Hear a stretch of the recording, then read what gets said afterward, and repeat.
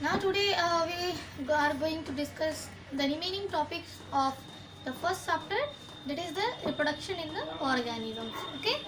Now in the previous class we study about the water hyacinth and I say you water hyacinth is called terror of Bengal. Why water hyacinth is called the terror of Bengal? Because water hyacinth drains all the oxygen from the water which leads to the death of the fish. तो जो water hyacinth होता है ये water से oxygen को drain कर लेता है और जिसके कारण जो फिश होती है वहाँ की वो मर जाती है। और जो बंगाल का जो फेमस फूड होता है वो फिश होता है, जिसके कारण कि वहाँ पे फूड की स्कार्सिटी हो गई, फिश की स्कार्सिटी हो गई। That's why water hyacinth is called a terror of Bengal. Okay, now asexual reproduction में हम लोग ये सभी डिस्कस किए थे और जैसे कुछ कॉमन लिव्स वगैरह भी हैं through the sexual asexual reproduction takes place, like bryophyllum leaves, like इस तरह से कुछ लिप्स होते हैं, इस तरह से लिप्स होते हैं और so many the part of cutting of these leaves part and we crop and each cropping leaves are converted into a young bryophyllum. Okay, इसमें इस तरह से ऐसे भी देखा होगा कि इस तरीके से इसमें जो है इसमें प्लांट्स ग्रो करने लग जाते हैं इस तरीके से, that is the Bryophyllum leaves. Okay, ये कॉमन है, आसपास भी देखने को मिल जाता है। तो हमने एसेक्सुअल रिप्रोडक्शन के बारे में कम्प्लीटली हमने जान लिया। ओके, जितने भी चीज़ें हमने बोर्ड पे लिखा that are very important for the need. Okay, बिल्कुल जो आपके ज़रूरत के लिए है उतना ही मैं यहाँ पे लिख रही हूँ, उससे ज़्यादा कुछ भी नहीं। ओके, तो नेक्स्ट हम लोग नेक्स्ट टॉपिक पे आएंगे, that is the sexual reproduction in the organism. Asexual हमने जान लिया था एंड सेक्सुअल आज हम लोग जान लिया sexual reproduction. Okay, firstly we define the term sexual reproduction. The sexual reproduction in which two organisms, two parents is involved, which is opposite sex, and the fusion of the male gamete and the female gamete. And this process is called the sexual reproduction. यानी कि जो sexual reproduction है इसमें दो parents involve होगा, जो opposite sex का होगा, एक अगर मेल है तो दूसरा फीमेल होगा और यहाँ पे फ्यूजन ऑफ गैमेट्स होगा, यानी कि male gamete fuses with female gamete. इसी प्रक्रिया को सेक्सुअल रिप्रोडक्शन कहते हैं।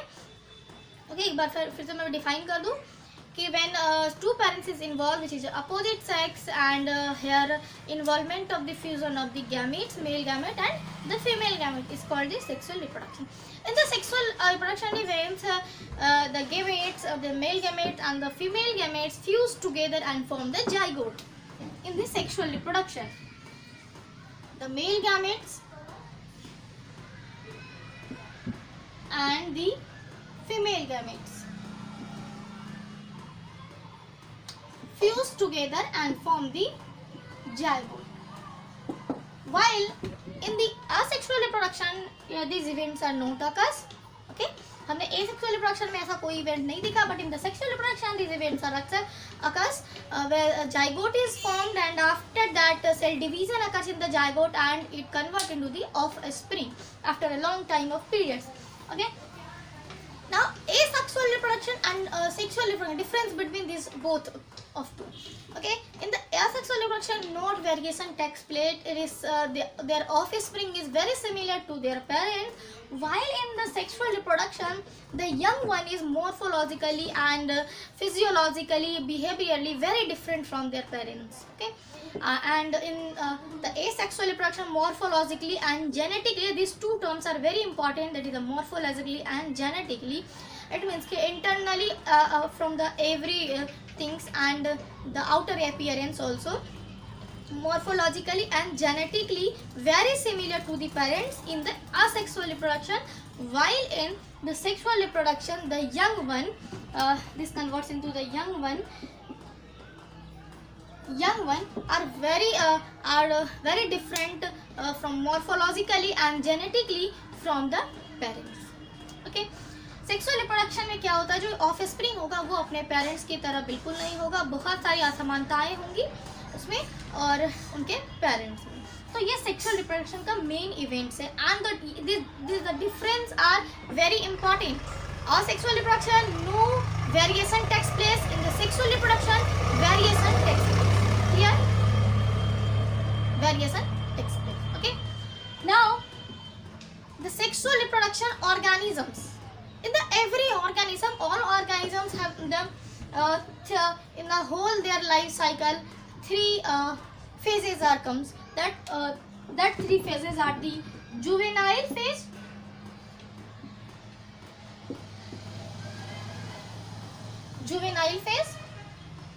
reproductive phase, and the senescent phase. Senescent phase. These 3 phases comes in all organisms life. Okay. Juvenile phase, reproductive phase, and the senescent phase. Okay, very important. Juvenile phase. What is the juvenile phase? The phase which is of the growth and the maturity phase is called the juvenile. So simply we can say the period of the growth is called the juvenile phase. Okay, that is in the human being. That is from the juvenile phase is from birth to the at the age of the puberty. Okay, that is the age of the juvenile phase. Okay, and after that the puberty, that the reproductive phase become start, and that is the, after that the senescent phase comes, and this senescent phase is we can say also as old phase. Okay, we can say also as old phase because this senescent phase is the last phase of their life span. It means in the case of a human being, it is after 55 years, maximum their lifespan is in present time is 60 years, and their senescent phases after the 55 year become start. It means its senescent phase is the phase of the leads to the death phase. Okay, these 3 phases are the most important phases and which occurs in the every organisms, each and every organism. तो ये बहुत important है और जितने भी चीज़ हम यहाँ पे रिप्रेजेंट करेंगे that is very important for means मैं बार बार बोल रही हूँ. ओके, जुवेनाइल फेज यानी कि जो ग्रोथ का फेज होता है, ग्रोथ और मैच्योरिटी का फेज होता है before the reproductively active. Okay, reproduction जो प्रोसेस होता है उससे पहले, रिप्रोडक्टिवली मैच्योर होने से पहले वाला जो स्टेज होता है that is called the juvenile phase. और जो रिप्रोडक्टिव फेज होता है यानी कि those phase which having the capacity to produce the young one that is called the reproductive phase. And the senescent phase, after the end of the reproductive phase, the senescent phase become start, that is the old phase. Okay, now these terms are used in the case of the animals. Okay, in the case of the plant, in the place of the juvenile phase, that is called the vegetative phase.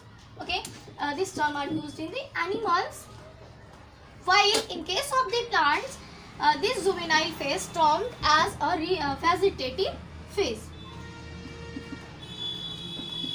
Vegetative phase. Okay, now here reproductive phase, it means ki flowering period of the phase, when the plants bearing the flowers, this phase is called the reproductive phase. Same things were here. Here also capacity to reproduce the new young man. Okay, same process. And after the vegetative, that is reproductive phase, it means the flowering period, and after the senescent phase the plants become old and ready to die. Okay, तो animal के case में इस terms के use होते हैं and plants के case में इस टर्म के यूज है. मोस्टली जो डिफरेंसेस आते हैं, ओके, यहाँ पे जो रिप्रोडक्टिव एंड सनसेट फेज है यहाँ पे डिनोट नहीं किए जाते हैं, मोस्टली एनिमल्स के यहाँ पे डिनोट किए जाते हैं जो एग्जाम में पूछे जाएंगे. और इन केस ऑफ प्लांट्स जो चीज़ें हमने यहाँ जुवेनाइल फेज की प्लांट में हम क्या यूज़ करते हैं in the place of juvenile, तो वेजिटेटिव फेज यूज़ करते हैं. तो ये चीज़ वेरी इंपॉर्टेंट है. नेक्स्ट ये हो गया कि जो एवरी ऑर्गेनिज्म है उनकी जो लाइफ है उनमें ये 3 फेजेज आते हैं, juvenile phase, reproductive phase and the senescent phase. इसके बाद जो हम लोग कुछ फ्लावर्स देखेंगे, जैसे कि कुछ प्लांट्स देखेंगे जो कि जैसे एक चीज़ आपने सुना होगा एनुअल और बाइनियल. सबसे पहले तो इसमें डिफरेंस समझते हैं.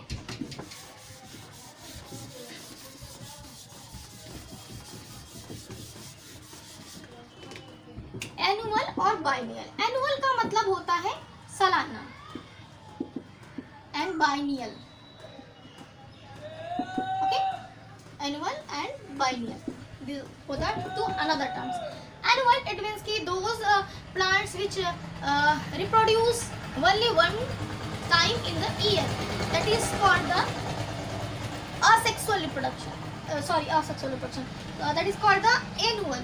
यानी कि जो साल में एक बार ही जो फ्लावरिंग होगा, रिप्रोडक्शन होगा, न्यू ऑर्गेनिज्म डेवलप करेंगे, तो वो हो गया एनुअल।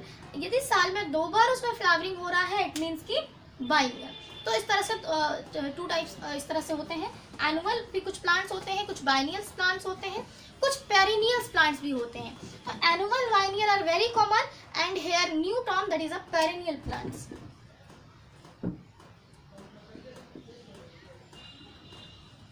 पेरिनियल का मतलब क्या हो गया कि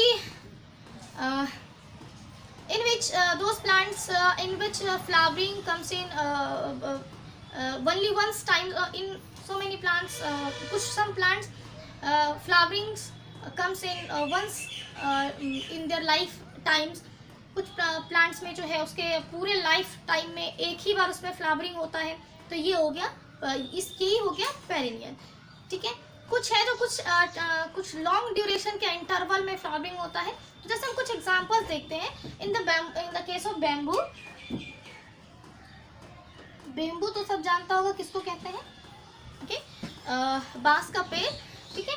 तो बैम्बू में क्या होता है कि ये अपने लाइफ साइकिल में, ठीक है, bamboo in the plants of bamboo actually it is a grass, okay. After 50 to 100 years flowering comes in their once time in their life span, okay.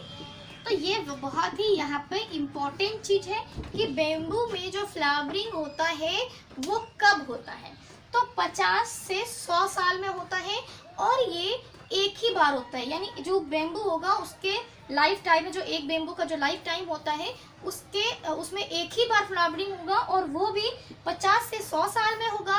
And after that flowering they give the so many numbers of the young one of a springs and they become die, okay. Another example we take Strobilanthes kuthiana, very important. These both terms are very important for the purpose of the need. Strobilanthes kuthiana,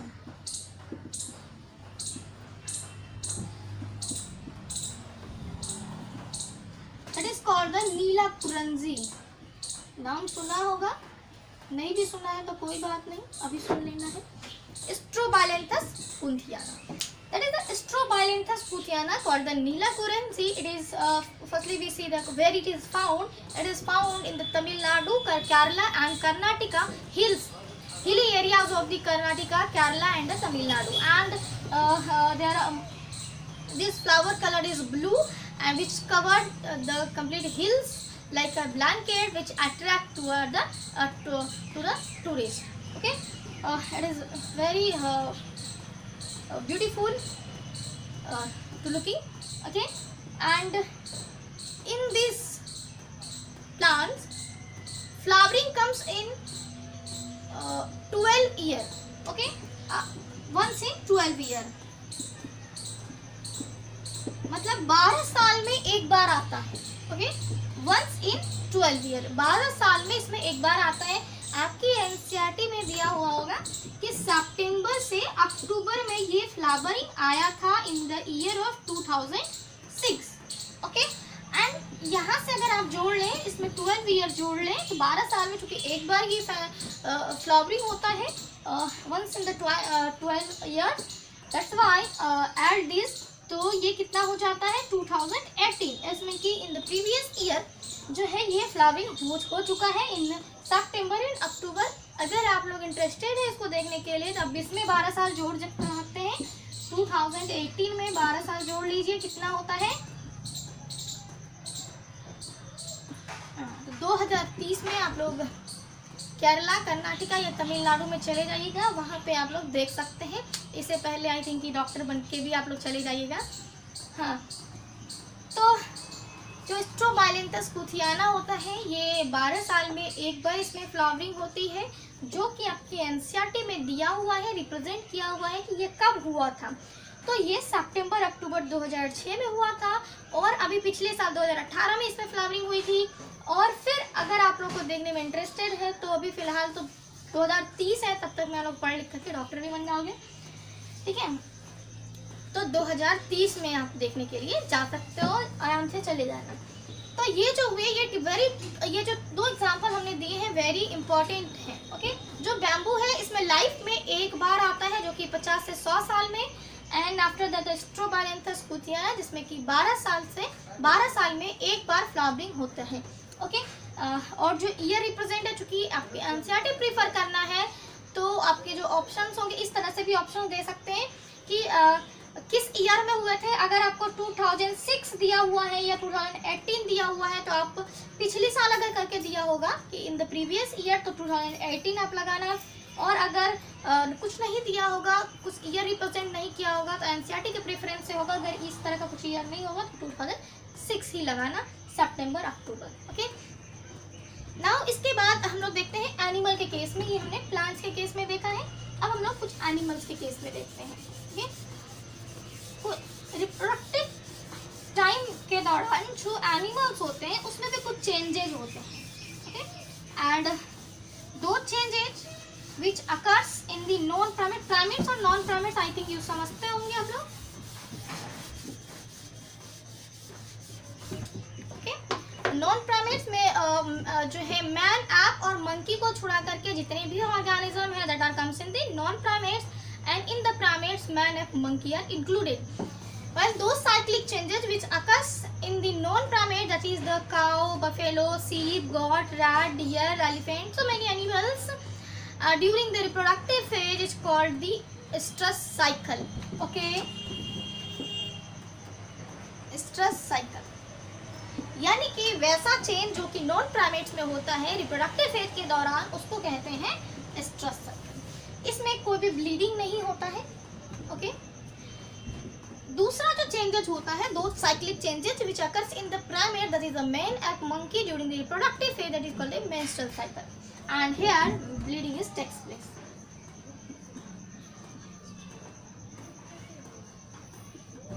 okay.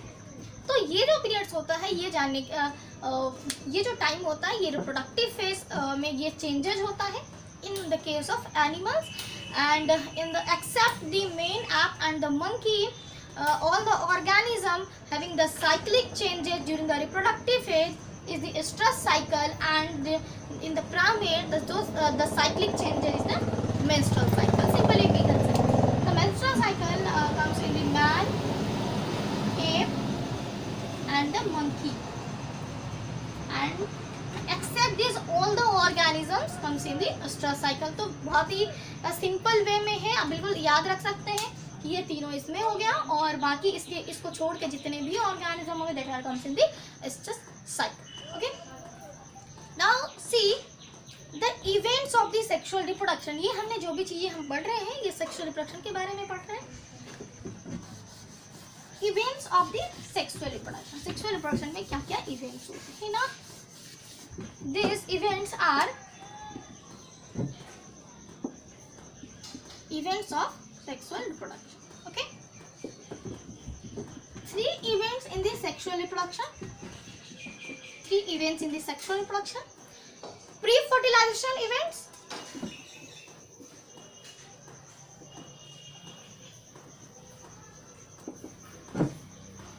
fertilization event and post fertilization event, okay। 3 events in the sexual reproduction, that is the pre-fertilization events, fertilization event and the post fertilization event, okay। in the pre-fertilization events two process are takes place, two events takes place, that is the first is the gametogenesis and second is the gamete transfer, okay। Here 2 events occurs in the pre-fertilization events. Now which one is the gametogenesis, gametogenesis, and another is the gamete transfer.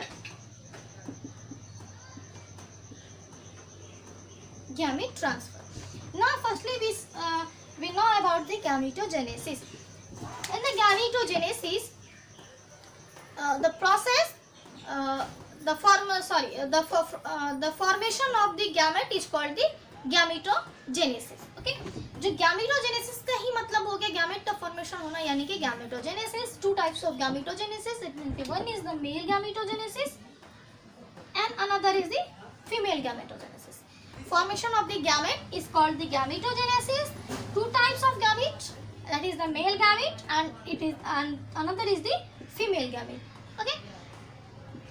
Now some algae having the gamete are so similar in the morphological, due to which we can't differ either it is male or either it is female, and this term is referred as a homogamete.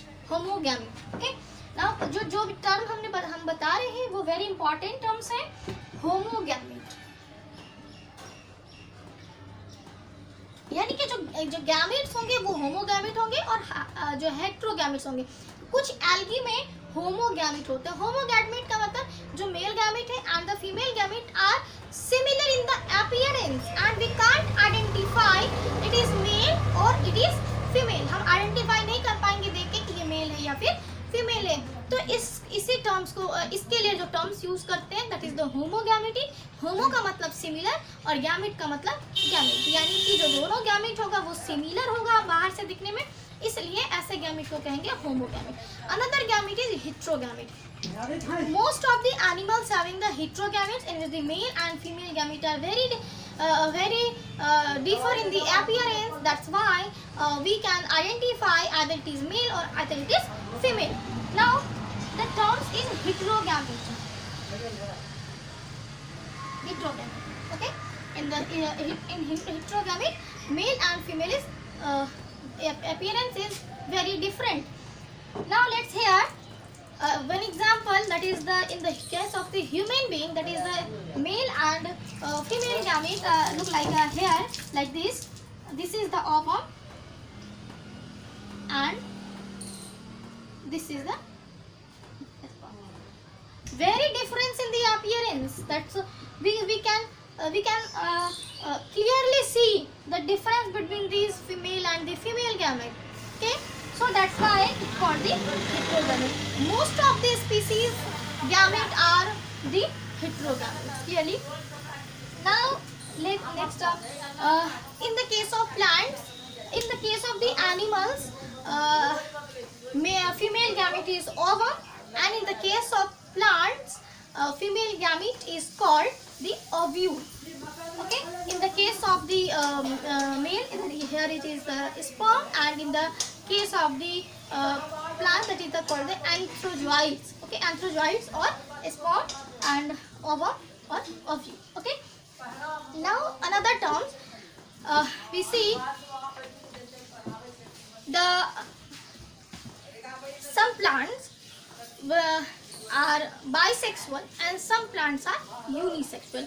These both terms are what is these both terms? Okay, now see, these two terms are, one is the bisexual and unisexual. Okay, these two. Some plants are bisexual and some plants are unisexual. In the case of plants अभी हम बात कर रहे हैं, in the case of animals भी बात करेंगे. Okay, in the case of plants, what is the bisexual and what is the unisexual? तो ऐसा आप लोगों ने सुना होगा कि male and female both reproductive part present in the same plants is called the bisexual, and the male and the female reproductive part present on each the separating plants is called the unisexual. Okay.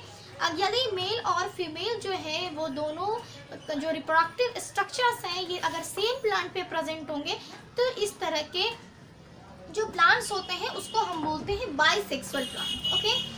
और वैसे plant जो जिसमें कि जो male reproductive structure है वो दूसरे plants पे हो और जो फीमेल रिप्रोडक्टिव स्ट्रक्चर है वो दूसरे प्लांट्स पे हो, तो ऐसे प्लांट्स को कहते हैं यूनिसेक्सुअल प्लांट्स। ओके, नाउ ये जो कुछ टर्म्स हैं जो जिनका मीनिंग सेम होता है वो मैं रिप्रेजेंट कर रही हूँ। बाइसेक्सुअल, बाइसेक्सुअल का मतलब कि क्या हो गया कि both reproductive structures are present in the same plant. Okay, monoecious, homothallic,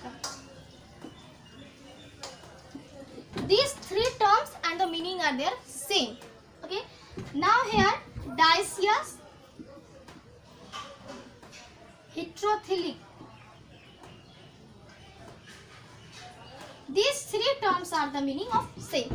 यानी कि ये क्या हुआ कि मेल और फीमेल दोनों रिप्रोडक्टिव स्ट्रक्चर्स जो है सेम प्लांट पे प्रेजेंट होंगे। क्या प्रेजेंट होंगे? सेम प्लांट पे प्रेजेंट होंगे। और यहाँ पे क्या है कि male and female are present at different plant, different plant.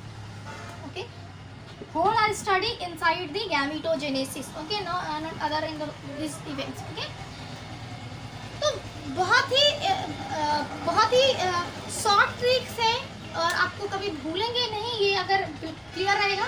Bisexual, monoecious, homothallic, तीनों जो मीनिंग होंगे वो सेम होंगे, इन तीनों के मीनिंग सेम होंगे। तो एक का मीनिंग अगर पता हो गया तो बिल्कुल क्लियर है, यानी कि male and female are present, male female reproductive structure are present in the same plants called bisexual, monoecious, homothelic, male and female reproductive structure are present in the different plant is called the unisexual or dioecious or heterothelic।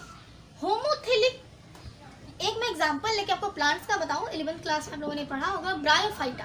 Okay, bryophyta में thallus होता है, वही से ये phthalic word आया है। इस तरीके से स्ट्रक्चर्स होते हैं, थैलस होता है, ये इस तरह से राइजोइड्स नीचे में होता है। यहाँ पे देखा होगा एंथ्रोजॉइड्स यहाँ पे इस तरह से प्रेजेंट होंगे और यहाँ पे जो होंगे जो आर्चिगोनिया प्रेजेंट होता है, आर्चिगोनिया प्रेजेंट होता है। ठीक है, एंथ्रोजॉइड्स और आर्चिगोनिया प्रेजेंट होता है। तो सेम थैलस में जो ये लीफ लाइक स्ट्रक्चर होता है, सेम थैलस में मेल और फीमेल दोनों रिप्रोडक्टिव स्ट्रक्चर प्रेजेंट है, that's why called the homothallic. Okay, very clear है यहाँ पे। आई थिंक कि नो प्रॉब्लम होना चाहिए। यदि कोई प्रॉब्लम होगा तो आप हमें कमेंट्स में करके पूछ सकते हैं। ओके, तो ये हमने जाने प्लांट्स के टर्म में। इन the case of animals, okay, कुछ एग्जांपल्स हम लोग इसका देख लेते हैं कि बाइसेक्सुअल के कुछ एग्जांपल्स देख लेते हैं क्या होते हैं। तो बाइसेक्सुअल में जो कुकुरबिट और जो कोकोनट होते हैं, जो आपके एनसीईआरटी के जो एग्जांपल्स हैं मैं वही लेके चलूंगी, क्योंकि आपका जो मेन एनसीईआरटी है उसी से क्वेश्चंस आते हैं। ओके, तो बाइसेक्सुअल का जो एग्जांपल हो गया वो हो गया cucurbit and coconut. Okay, and another unisexual का जो एग्जांपल हो गया very common, papaya and date palm.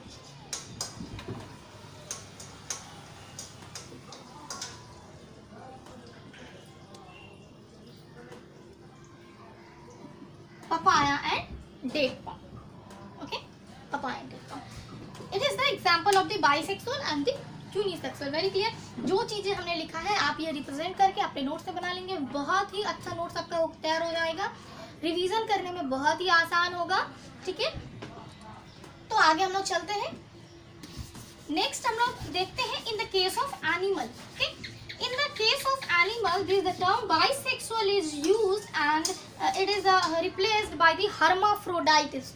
Okay, in the case of animal, in the term of bisexual, we use the hermaphrodite. Okay, hermaphrodite. What is the hermaphrodite? Same, the bisexual, monosexual and homothelic. It is in the case of plants and it is in the case of animals. Okay.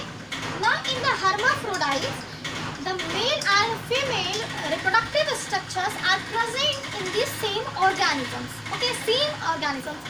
Example, बहुत ही common example है जो कि आपने 11th class में भी पढ़ा होगा और ऐसे भी नॉर्मली देखा भी होगा। अर्थवॉर्म तो देखा ही होगा। तो अर्थवॉर्म जो होता है इसमें मेल और फीमेल दोनों रिप्रोडक्टिव स्ट्रक्चर्स प्रेजेंट होते हैं मेल का भी और फीमेल का भी सेम ऑर्गेनिज्म में, that's why it is called the hermaphrodite. और भी कुछ एग्जांपल्स हैं तो हम बताते हैं कि हर्माफ्रोडाइट में कौन कौन से आते हैं। तो हर्माफ्रोडाइट सबसे पहला तो बहुत ही कॉमन है, जो कि नीट में बहुत ही आता है ये question, earthworm. Okay, another is the sponge, another is leech, tapeworm, it is. जो ये एनिमल्स हैं ये हर्माफ्रोडाइट होते हैं, in which the male and female both reproductive structures are present in the same organisms. Okay, this called the hermaphrodite. Now some are the unisexual also. Okay, unisexual example is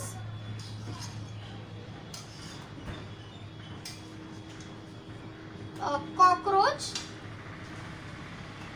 okay, human being, it is, okay, यानी कि वैसा organism जिसमें कि male and female reproductive structure अलग अलग हो, यानी कि किसी कोई ऑर्गेनिज्म है तो उसमें सिर्फ मेल का ही हो, दूसरे ऑर्गेनिज्म उसमें सिर्फ फीमेल का ही हो, तो ऐसे को बोलेंगे यूनिसेक्सुअल। एग्जांपल जो है इसके बहुत सारे आप देखते हैं, जितने भी एनिमल्स हैं सब all are the unisexuals. Unisexual में जो मोस्टली आपके पूछे जाएंगे जो examples, that is the human being and the cockroach. ठीक है, तो ये हो गया in the case of animals the hermaphrodite and the unisex. Clear है? ओके, उसके बाद ये जितना भी हम लोग देख रहे हैं ये गैमीटोजेनेसिस में पढ़ रहे हैं, तो जितने भी हैं ये यहाँ पे गैमीट के फॉर्मेशन के बारे में ही पढ़ रहे हैं।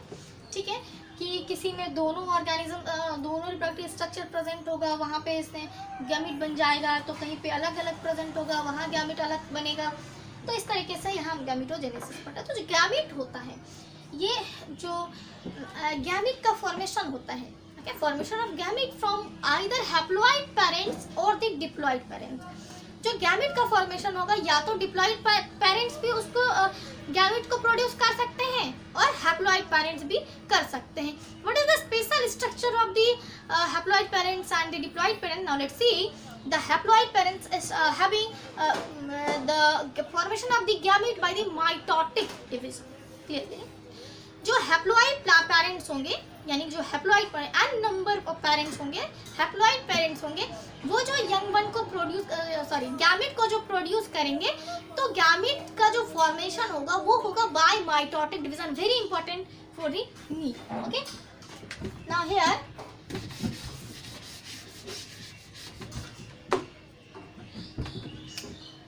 Haploid parents gamete formed by mitotic division. Okay, gamete formed by mitotic। बिल्कुल क्लियर लाइन है और एज इट इज यही लाइन आपका होगा question. Okay, haploid parents gamete formation in haploid parents by which divisions? Mitotic divisions, clearly. And the diploid parents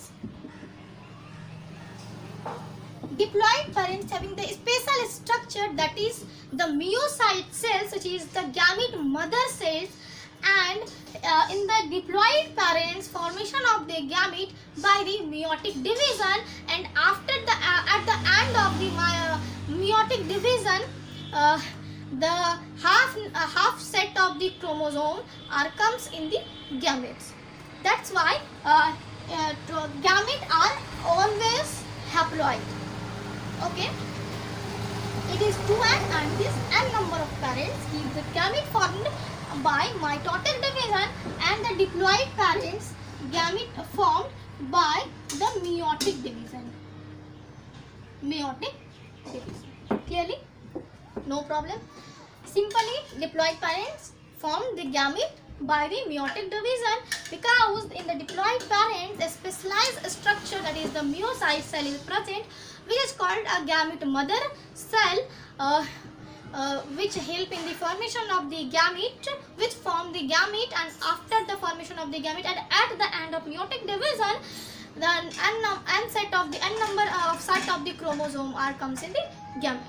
that's why the gamete is always haploid. जो gamete होगा वो हमेशा haploid होगा। ये question भी आपके नीचे में आता है कि जो गैमेट्स होता है वो हैप्लॉइड होता है या फिर डिप्लॉइड, तो हमेशा हैप्लॉइड होता है। क्लियर है? यदि मेल गैमेट करके पूछे तो भी हैप्लॉइड, फीमेल गैमेट करके पूछे तो भी हैप्लॉइड, एंथ्राजाइट्स पूछे तो भी हैप्लॉइड, आर्चिगोनियम पूछे तो भी हैप्लॉइड। बाकी ये सब चीज़ें तो आप लोगों ने 11th क्लास में आप लोगों ने पढ़ा होगा, आई थिंक कि यहाँ पे बताने की ज़रूरत नहीं है। बाकी जो भी इम्पोर्टेंट था हमने वो आपको यहाँ से एलिमिनेट करके पूरा मतलब एक निचोड़ करके आपको दिया है। ठीक है, बाकी जहाँ भी और कोई प्रॉब्लम होगा तो आप हमें पूछ सकते हैं। ठीक है, अब हम जानते हैं कि हैप्लॉइड पेरेंट्स कौन है और डिप्लॉइड्स कौन है। ठीक है, तो कुछ जो प्लांट्स हैं, कुछ एनिमल्स हैं, देखते हैं कौन कौन क्या है, हैप्लॉइड है डिप्लॉइड है।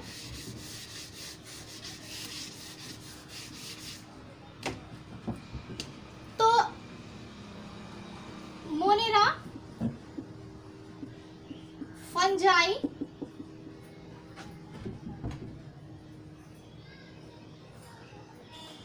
ब्रायोफाइटा,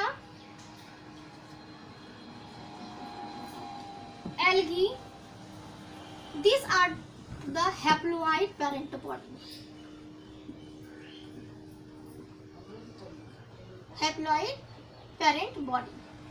ओके, ये जो भी चीज़ है ये आप लोगों ने पढ़ा होगा। 5 kingdom classification system of Whittaker, R H. Whittaker ने दिया है। ये भी बहुत इंपॉर्टेंट है, आप लोगों ने पढ़ा हो नहीं पढ़ा हो, लेकिन ये टर्म वो बहुत इंपॉर्टेंट है कि 5 किंगडम क्लासिफिकेशन टर्म किसने दिया है, आर.एच. विटेकर ने दिया है। Monera, Protista, Fungi, Plantae and Animalia है, and this Bryophyta and algae comes in the Monera, Protista, Fungi, Plantae and Animalia. इस तरीके से 5 किंगडम क्लासिफिकेशन सिस्टम है। तो यहाँ पे मोनेरा, फंजाई, ब्रायोफाइटा जो एंड एल्गी है, इसके जो पेरेंट्स बॉडी होते हैं there are haploid, and the pteridophyta, gymnosperm and the angiosperm is the diploid parent body in the case of plants. Okay, pteridophyta, gymnosperm and angiosperm, तो इसके जो parent body होंगे वो कैसे होंगे, डिप्लॉइड होंगे। क्लियरली है? ओके, और बाकी जितने भी एनिमल्स होते हैं all are the diploid. Okay, ये हमने प्लांट्स के कैसे वाले, मोनेरा के अंदर जितने बैक्टीरिया वगैरह हैं वो सभी मोनेरा के अंदर आते हैं। बाकी फंजाई, प्लांटी, ये सब आप लोगों ने पढ़ा होगा। तो ये pteridophyta, gymnosperm, angiosperm are diploid parents body having diploid parent body, and the Monera, fungi, Bryophyta and algae having haploid parent body. Okay, now हम लोग देखते हैं जो कि जैसे कि ह्यूमन बीइंग है, तो ह्यूमन बीइंग में having 46 chromosome and the n number of chromosome is, what is the n number of chromosome, that is 23. now इस तरह से हम कुछ जो ऑर्गेनिजम्स हैं उसके हम लोग क्रोमोसोम नंबर देखेंगे कि किसके क्रोमोसोम नंबर कितने होते हैं और उसके हैप्लॉइड कितने होते हैं। आपके एनसीईआरटी में कुछ रिप्रेजेंट किए हुए हैं, आपको हैप्लॉइड या डिप्लॉइड करके लिखना है। मैं एक ट्रिक बता देती हूँ, उससे आपका वो सॉल्व हो जाएगा और मैं यहाँ बोर्ड पे भी रिप्रेजेंट कर दूंगी। अगर जहाँ पे डिप्लॉइड है लिखा हुआ है कि डिप्लॉइड है, ओके, कहीं लिखा हुआ है हैप्लॉइड है, इस तरह से होगा। जैसे यहाँ लिखा हुआ ह्यूमन बीइंग है, ह्यूमन बीइंग में डिप्लॉइड में लिखा है 46, हैप्लॉइड में आपको ब्लैंक दिया हुआ है। ठीक है, तो आपको क्या करना है कि डिप्लॉइड है यानी 2n इतना है, तो हैप्लॉइड क्या होगा, इसको डिवाइड कर देंगे 2 से, यहाँ पर कितना हो जाएगा, नहीं भी तो यहाँ पर डायरेक्ट इसका हाफ कर देंगे तो हैप्लॉइड हो जाएगा। ठीक है, इसी तरह से सबका आपको दिया हुआ है, किसी का हैप्लॉइड दिया है तो उसको 2 गुना कर देंगे, वो डिप्लॉइड हो जाएगा। तो बहुत आसान है, बाकी मैं इसको रिप्रेजेंट भी कर दे रही हूँ। हाँ, तो अभी थोड़ी देर पहले हम लोगों ने देखा कि जो बताने वाले थे कि अगर if organism is diploid then how we calculate their haploid number, if the organism is haploid then how we calculate the diploid number. Okay, यहाँ से भी बहुत सारे क्वेश्चंस आते हैं नीट में। Let's we see the how calculate the haploid and diploid number, and very easy, very simple in your textbooks. First is represented these are the various organism, name of the organism, here the diploid number and here the haploid number. It is represented in your book. Okay, now let's see in the human being in your books it is given, that is the 2n is 46 and n is the 23. Okay, and we also know in the diploid number of chromosome in the human is the 46, and in their gamete, that is the haploid number in the gamete, is the 23. Okay, in the case of a housefly having the 12 number of chromosome, that is the 12. So how much n number of chromosome? बिल्कुल easy है, their half number of chromosome is the n number of chromosome. 12 है तो यहाँ कितना हो जाएगा 6. Very clear. अब हम यहाँ पे डिप्लॉयड, अब नेक्स्ट जो एग्जांपल्स है that is the rat and here no represent the diploid number of chromosome, here represent the haploid number of chromosome. Okay, now what is the diploid number of chromosome? Now add this and same this, 21 and 21 कितना हो जाएगा 42. बिल्कुल आसान सा है तो आपसे बन जाएगा. नेक्स्ट है डॉग. डॉग का डिप्लॉयड नंबर दिए हुए हैं 78 और इसका हैप्लॉयड नहीं दिया हुआ है, तो 78 का हाफ करेंगे कितना हो जाएगा, वो आपसे हो जाएगा. बिल्कुल क्लियर है. उसके बाद कैट है. कैट का हैप्लॉयड डिप्लॉयड नहीं दिया हुआ है, हैप्लॉयड 19 दिया हुआ है, तो आप इसका जो है डिप्लॉयड निकाल सकते हैं 38. फ्रूट फ्लाई है. फ्रूट फ्लाई का जो है डिप्लॉयड नहीं दिया हुआ है, हैप्लॉयड दिया गिवन है 630, तो कितना हो जाएगा 1260. सॉरी, फ्रूट फ्लाई का जो क्रोमोसोम नंबर है वो 8 डिप्लॉयड है, तो इसका हैप्लॉयड नंबर ऑफ क्रोमोसोम 4 हो जाएगा. और जो ऑफियोग्लोसम है, एक फर्न है जो कि टेरिडोफाइटा को हॉर्स टेल फर्न के नाम से भी जानते हैं, तो ये एक फर्न है ऑफियोग्लोसम, जिसका जो एन नंबर ऑफ क्रोमोसोम होता है वो 630 होता है, एंड डिप्लॉयड जो होता है इसका 1260 होता है.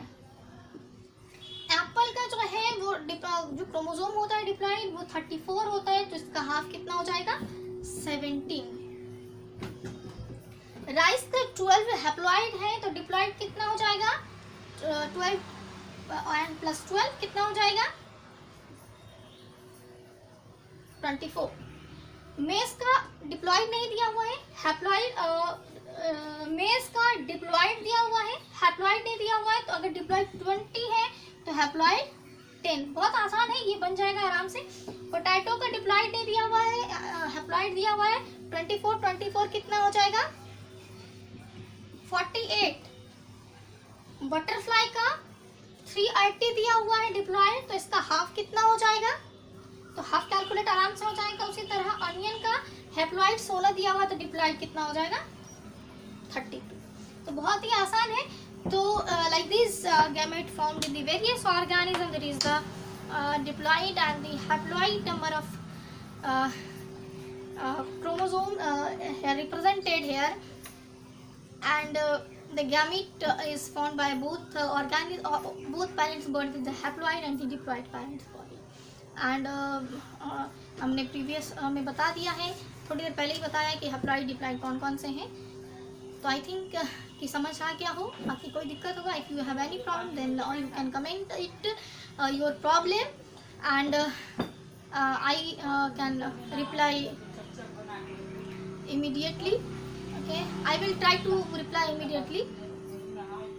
तो आज के लिए इतना ही. In next class will discuss about remaining topics of this chapter. Okay.